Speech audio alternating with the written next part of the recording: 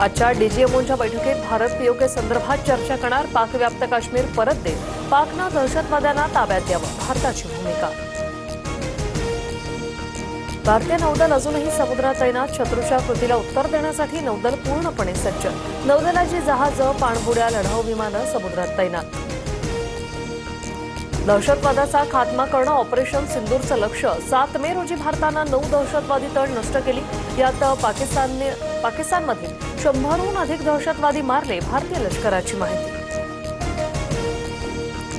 बहावलपूर आणि मुरीदके आमच्या निशाण्यावर होते. कसाबनं प्रशिक्षण घेतलेला तळ नष्ट करत 3 मोठ्या दहशतवाद्यांचा खात्मा. भारतीय सैन्याने सांगितली ऑपरेशन सिंदूरची कामगिरी.